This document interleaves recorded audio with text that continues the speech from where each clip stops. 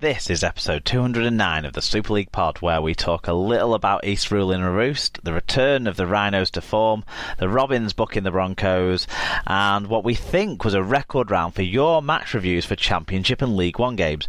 Maybe there's something in this streaming stuff, who knows, but what we do know for sure is it's SLP time.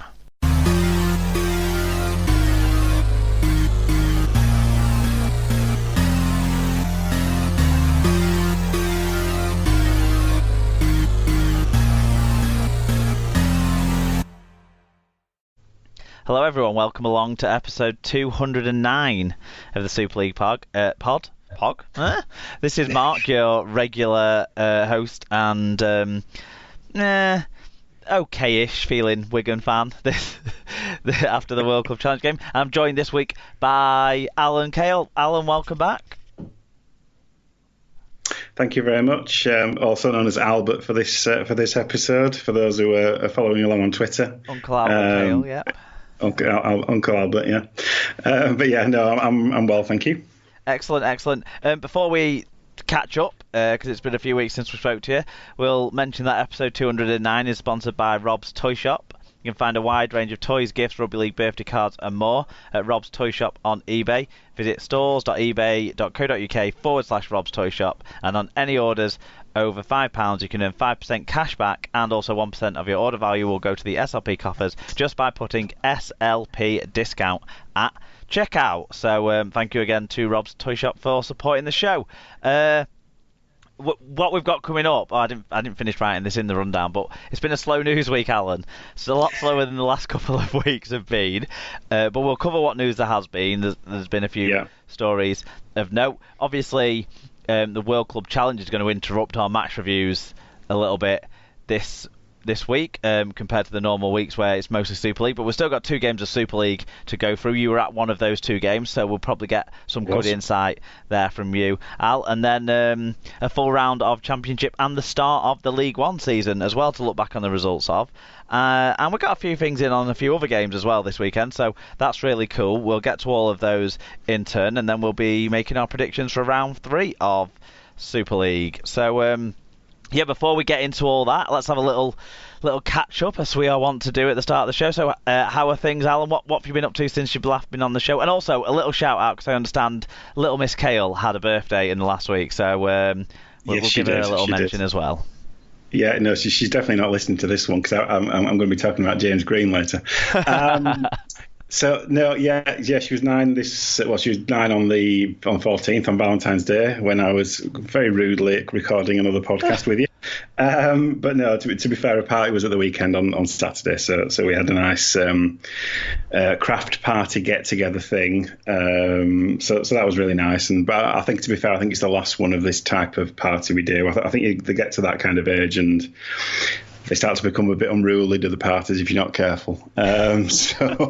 So yeah, I think it'll just be cinema trips on birthdays from now on. But yeah, no, it was nice. She's got a nice little group of friends that she hangs out with. So yeah, so that was really good. Excellent stuff. And have you been away since we last spoke as well? Well, not since we last spoke, but since you were last on to have a conversation like this, because we tried to keep the short short, even though we didn't really achieve that last week. No, I mean, I always I try to have my little cycling trips away to the Netherlands, which I do quite frequently. Get them in while I can.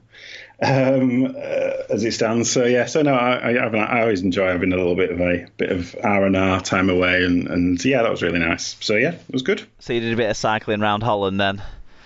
Yeah, it's a cyclist paradise for those that don't know. It's very good in terms of the way that it caters for us in terms of facilities and that kind of stuff. It's not just the fact that it's flat. It has fantastic infrastructure and that kind of stuff. So I love a good piece of infrastructure as well. So show me a nice bridge and a nice buildings and all that kind of stuff. So yeah, it was good. Excellent stuff. What about you?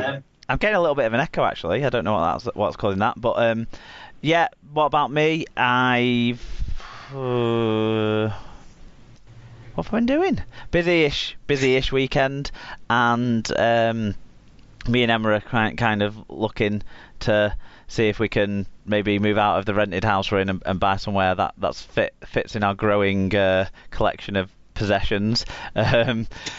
Because we're not ready to have a Brian Davies style cull yet of all of our possessions. So that's dominating our time at the moment. And today was my step-grandma's funeral. So I had a little bit of car trouble this morning. Worst bloody day for it to happen. So I've got to get that sorted tomorrow. But we went over to Barnsley for a funeral, and it was nice to see some of the relatives and stuff like that over there. And then got back in time for the show. Yeah. Yes. Double M62 day. There you go. No one wants that. No. Right, so let's talk some rugby. Before we roll through into the news, we had a little talking point come through to us from one of our loyal and long-standing listeners, Mr. Paul Campbell, and I just thought it's a quick one to cover off. We don't need to do a special show on it because the answers are pretty obvious, but it's worth talking about briefly. So Paul got in touch, Alan. He said, not sure if this has been mentioned, but what an amazing opening ceremony at the NRL Indigenous game. The two hackers were superb. Why can't Super League have games like this? Well, the obvious answer is we don't have the same cultural history that that both Australia and New Zealand has. I get his point in terms of it's important that the way that the hacker kind of builds atmosphere at the start of a game, the way that it gets the crowd involved, and it kind of it really helps to make it an event. And obviously, it's a massive event whenever you see a hacker performed, where there's if it's a game that home nation's involved in. But yeah, obviously, it's not something that's within our DNA, really, is it? So it's one of those things I think we can admire from afar, but recognise that if you were to try to do something based on historic history in this country, I don't know what would you do? Would you reenact the Battle of Bosworth Field or something? I don't know. It wouldn't quite work in the same way, but yeah, as I say, it's a fantastic spectacle that it's an important part of the game, isn't it? Yeah, and also if you talked about us having more kind of rep games from that standpoint as well, we just don't have the room in the calendar, do we, for it? We play too many games. We play half a dozen or so more games in the season than the NRL clubs do. Depending on how many cup games you play, that could rise by a couple or more. So we just don't have the space in our calendar as it stands to have such great events to kind of launch the season to an extent. So that's a little bit of a challenge that we have as well, Paul. But yeah, I think most people would prefer quality and entertainment and passion like that over maybe quantity and repeat fixtures. It's just finding a balance in a very money-starved game where basically it seems the chairman only have the existing fan bases to drain of money, unfortunately. So we've got a little bit of a shout out as well. We've already mentioned this week's episode sponsor, but Rob's Toy Shop. They also act as our merchandise distributor. So they're owed a thanks really for starting to get the hats we've had on order out to the listeners. So they'll be on their way out to people this week. So yeah, Rob's Toy Shop gives us great support and service. That's always appreciated.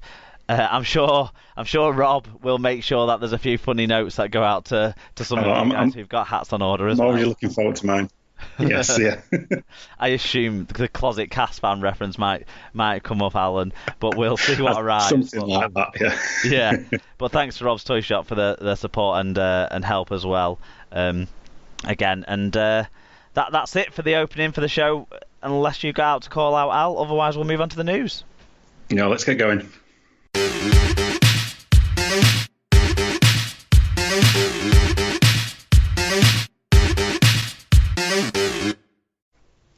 Okay, so now the news. First item up. So former Leeds Rhinos, England and Great Britain prop Ryan Bailey has retired as a player at age 34. He won 6 grand finals during 13 years and 307 appearances for Leeds after joining them in 2002. Over his 17-year career, he played in 362 senior games, including short spells at Hull KR, Cass, Warrington and Lee. And a couple of people got in touch about this. Yeah, I'm not I'm not sure on the second one. The first one was from Tom Andrews, our Hull KR fan friend. He said, can't knock what he achieved, but pretty sure he will always be remembered as a third man in shithouse. Can't knock his try scoring rate for Hull KR, though. 1 try in 1 game is a phenomenal stat. And then... Perfect record. Yeah. And then Tim Andrews said, sorry to see the retirement of probably one of the top 5 props ever to play for the mighty Hull KR. We've never replaced his driving commitment. We should have offered him a 5-year deal. There you go, yeah. So, Ryan Bailey. How will you remember Ryan Bailey? Fondly for all those achievements that we just went through, or maybe with a little bit of a question mark next to him? I can't separate the kind of more negative side of his career from the positives in terms of him being part of one of the most successful teams of the Super League era, really. So for me, I can't separate the records, really. I'll always think of him as a shithouse first, successful player second. What about you? I think there's players who'll go down in history alongside him in that category, isn't there? Over the years, there'll be like rough and tough players who've been part of successful sides over the years, and a lot of fan bases think you need one of that type of player. But Ryan Bailey was certainly that guy who maybe left his mark in not necessarily the ways that opposition fans would ever applaud, but he certainly has a trophy cabinet to show that he was doing something right. Oh, of course, yeah, and maybe there'll be a rehabilitation in a Barry Mack style. So maybe in 10, 15 years he'll be appearing in lovely suits and telling us all about the joys of whatever game he's watching. You never know. With bright, sparkly, pearly whites instead of the gold. Yeah. He's one of the gold teeth people, isn't he? Yeah. There you go. But it is. Oh, I know what career he's got. He's got a career in waiting for him in doping, hasn't he? Because he knows whether water bottles have been tampered with or not. Surely now, after his experience that he went through, he's very on top of things like that and protocols. So obviously he's got a career waiting for him with WADA, I'm sure. There you go. Excellent stuff. Second story then. Castleford Tigers has handed back rower Chris Clarkson a short-term deal following a successful trial. Clarkson had been without a club following his release from Hull KR at the end of last year, but has earned a deal until the end of the season, having joined the Tigers on trial in January. Yep, so Tom Andrews got in touch again and said, good to see him get a club, should do Cass a job. I would think so. Yeah, he's experienced in Super League, isn't he? He's never been a standout player, but he's never been a let people down sort of player either, I wouldn't have thought. No. Next story up, so possibly the least surprising story. I think we already trailed this one in previous episodes. So Catalan Dragons have re-signed winger Fuad Yaha with immediate effect. Yaha, 22, returns from a brief stint, certainly brief, in rugby union on a 2-year deal with the Dragons. So yeah, no one's surprised about that. Yeah, he's back again, as it were. Yeah. No, I don't know anything about his time in rugby union, so let's just assume that he got paid to train with someone else for a bit and now is back in the sport he belongs in. Championship side Toronto have signed forward Anthony Mullally from Leeds on a 2-year deal. Mullally, who's 27, has been with the Rhinos for 3 years, having previously played for Widnes, Huddersfield and Wakefield in Super League. He won a Grand Finals winners' ring in 2017 under the current Wolfpack coach Brian McDermott. Some people had to say on this one as well, Al.